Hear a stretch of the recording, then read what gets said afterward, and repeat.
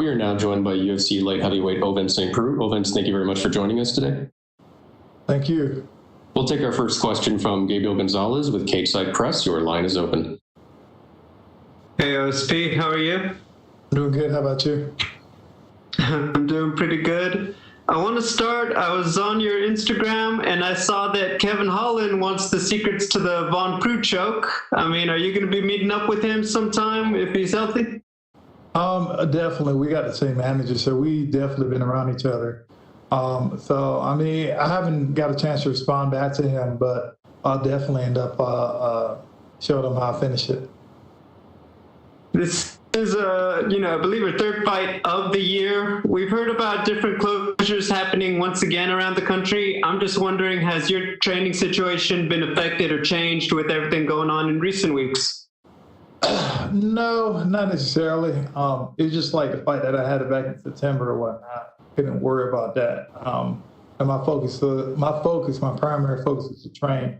And that's what I've been doing. And, if I start worrying about other little stuff that's happening around me, I won't focus on training. I mean, it's something I can't control, so that's why I don't worry about it.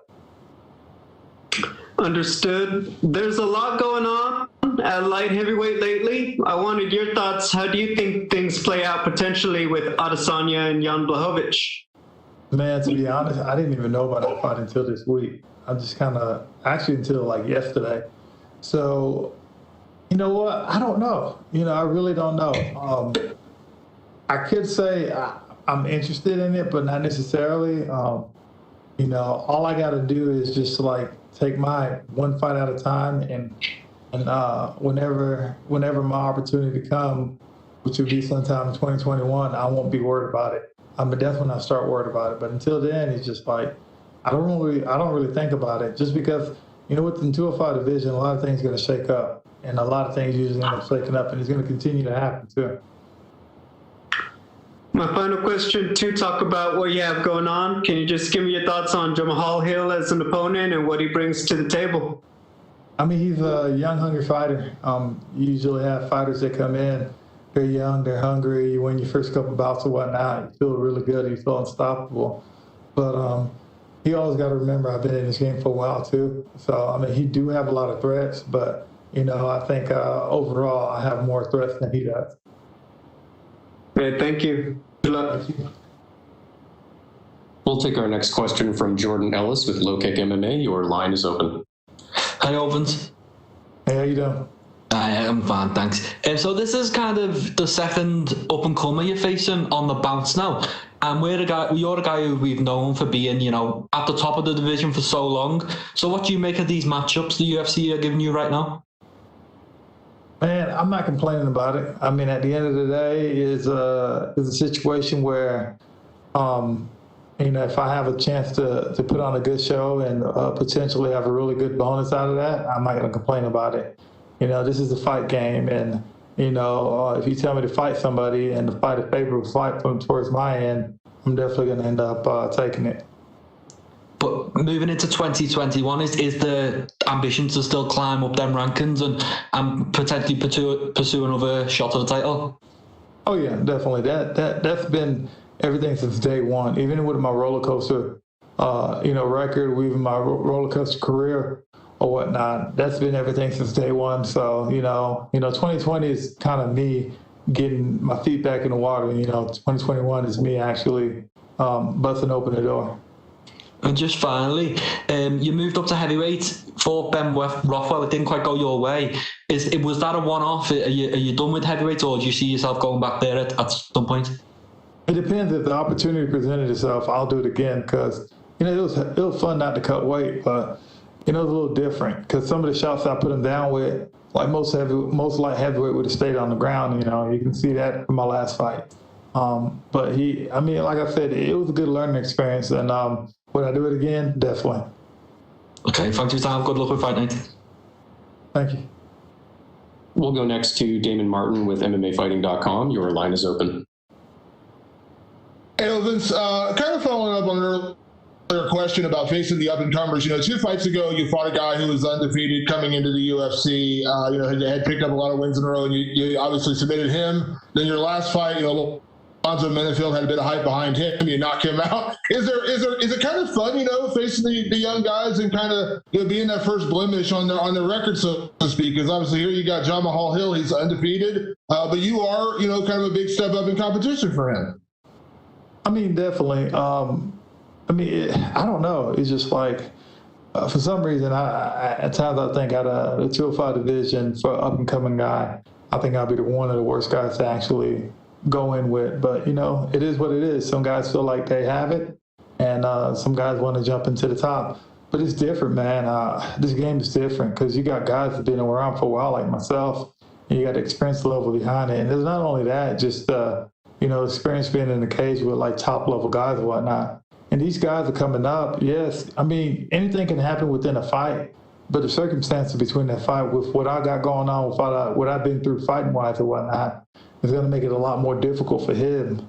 And I mean, every time you look at the outcome towards the fight or whatnot, it's leaning towards my way very, very much so. And what's crazy about it too is like, even the odds right now got me actually the underdogs. And it's funny because I think the Vegas odds, when they doing their odds or whatnot, they're looking at a guy with an undefeated record. Yeah, I mean, it necessarily don't mean anything. I've been wild for a while. It's the same thing. My last fight, I was underdog. Apparently, this fight, I'm the underdog too. So it works in my favor.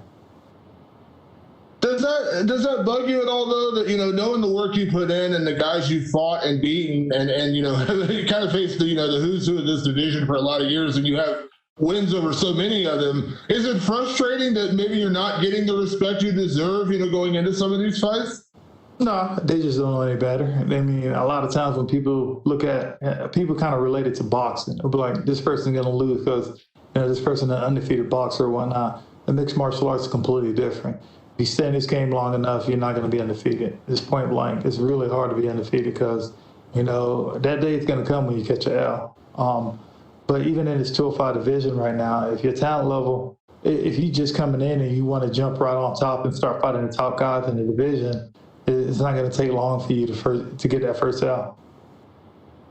Is there some excitement, though, about, the growth of the light heavyweight division? Because for a lot of years, it was basically 6 or 7 guys at the top, yourself, Glover, Ryan Bader when he was around, John Jones obviously at the top.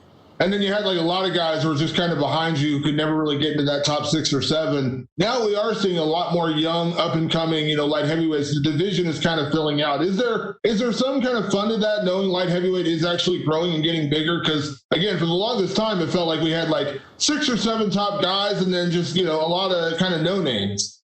Well, the reason you had 6 or 7 top guys because they knew how to correct that margin of error. What I mean by that is, I tell people a lot of times, when I was first coming up, I think my first 5 fights in the UFC, I was like 5-0. And, when that happened, it's cool. But when you start hitting the top 15 or whatnot, you'd be like, okay, that was a little work for me right now. The top 10, you start hitting that top 10, you'd be like, okay, these fights are going my way, but in more of a decision type of win, or, I got to put a little more effort towards this win. But when you get in the top 5, to be honest, man, that margin of error is small because every time that window of error is small. And if you mess up, they'll capitalize on that. I mean, the best example I can use on that is if you watch Glover. That's what Glover does all the time. When he fought Anthony Smith, Anthony Smith had him hurt. And when he just kind of waited his turn and ended up beating Anthony Smith. Same thing with his last fight when he fought Thiago Santos, same thing. He's been there. He knows how to do that. He's just like, okay, cool. I'm not in trouble. And, that's what that's where experience come from. It's just like when you're in that top 5, it's hard. But some guys are in that top 5 and it's hard to stay in that top 5 too. Because, when you actually fighting these top fighters and whatnot, a lot of these young guys want to hurry up and come up. My advice would be like, you can do that, but just remember, if you fight somebody in the top 5, after you do that, there's going to be no more easy fights for you. Everybody that you're going to fight is going to be within the top 5 to top 10. And that means every single time you're going to have to be scratching, crawling for everything. So these people don't understand. Like, I like where I'm at, but when 2021 come around, I'm hitting the doors full running because I've been there before and I know what to expect. So I'm good. And last one to that point, if everything goes well on Saturday and you beat Jamahal Hill, when you look at the division, you mentioned a guy like Anthony Smith, who was on a couple tough losses, got a big win this past weekend. Is that kind of the idea, not Anthony Smith necessarily, but is that kind of the idea after this? Like, obviously you're going to fight who the UFC puts in front of you, but would you like to see more established names? Not necessarily have to fight the number one guy right away, but is there a part of you that feels like you want to fight more established guys after this one, after you kind of have, three prospects in a row kind of, in your last 3 light heavyweight fights? Man, yeah, but at the end of the day, like I said, for me, I'm an entertainer. I'm going to get up there regardless, whether it's you feeding me these newbies or you putting me out there with some of the top contenders. And to be honest, some of the top contenders too is just like, it just depends. A lot of guys play smart or whatnot. You get some guys in the top 5, you get some guys in the top 10 who have a fight presented to them, and they'll be like, okay, I don't want to take that fight as a risky fight. So, you can do that all day. Once you establish yourself within the rankings or whatnot. But, for me, once I get there and just be like, okay, cool. Everybody in the top 10 right now, everybody in the top 15. Cool. Let's go. Thank you, Ovince. Thank you. We'll go next to Omar Mert with S Sport. Your line is open.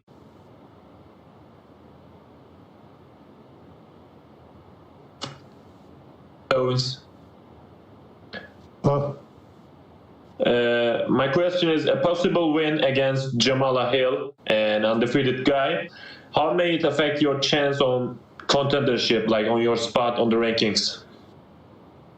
That's something I'm not thinking about right now. All I'm thinking about is pretty much getting my hand raised at the end.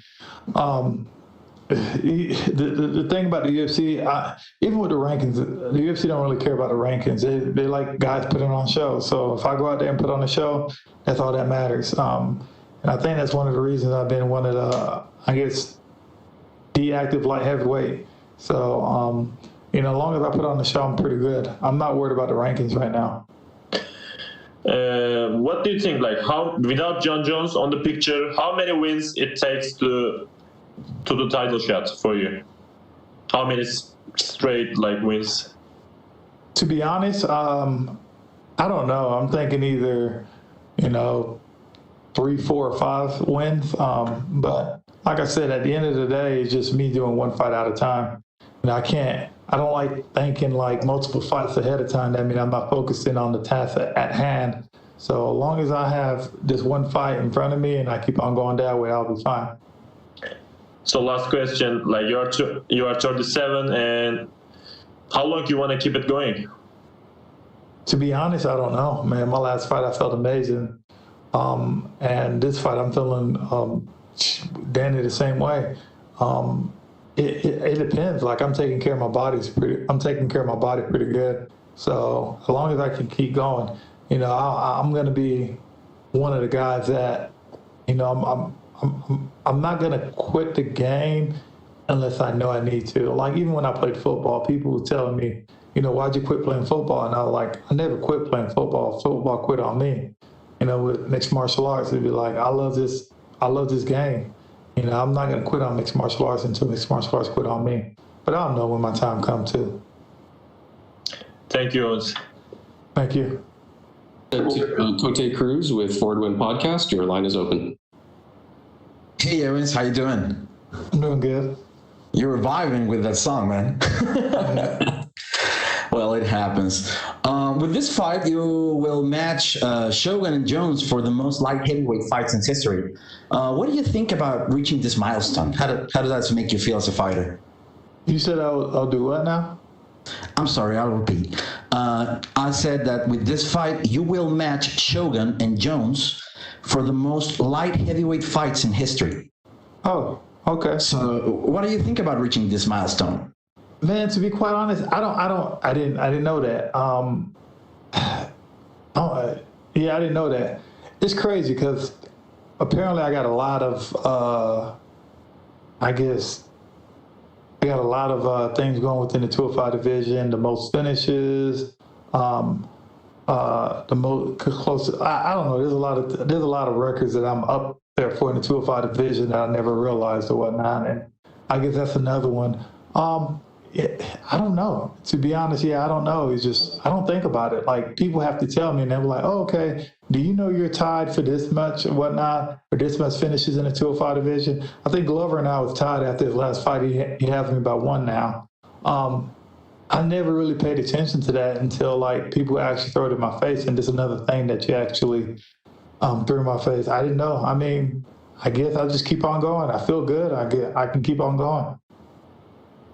How would you describe the moment that your career is currently in? What do you feel about the future, and what are those motivations that will take you there? Man, right now, my current situation, am I happy about it? Yes, I'm happy about it. Reason being is because of the way I feel right now, and I think that's the biggest thing.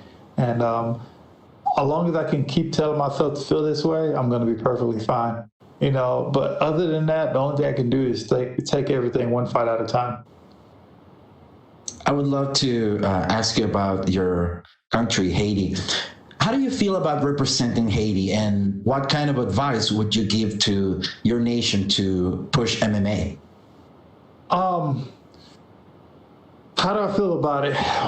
First generation Haitian American, and both my parents were born in Haiti and stuff. And a lot of times, it's one of them things where I come out and I have the Haitian flag with me all the time, and people don't realize that. It's like, a lot of the reason I do it because of my heritage and whatnot. It means a lot, and it can go back as to there's a slogan that a lot of the first generation Haitian kids have is 1804, which means like when Haiti got their independence from France. And it means a lot because Haiti was the first Black republic to break away from slavery. So, with that, you have to have a strong lineage or whatnot. And, that's what I always kind of remind myself where I come from. So, but as of, mixed martial arts in Haiti or whatnot, you have a lot of guys right now, Haitian fighters are coming up. It just takes time. It literally takes time. So, but it's crazy. A lot of them are coming up within the mixed martial arts one. But if you look at, other sports like football, track, and basketball, especially football, we are pretty much all over the place in football right now. But me being Haitian means a lot. It means a lot. That's beautifully put, man. Thank you for your time. Best of luck on your fight. Thank you. Thank you very much, Ovince. You're all set. Appreciate it.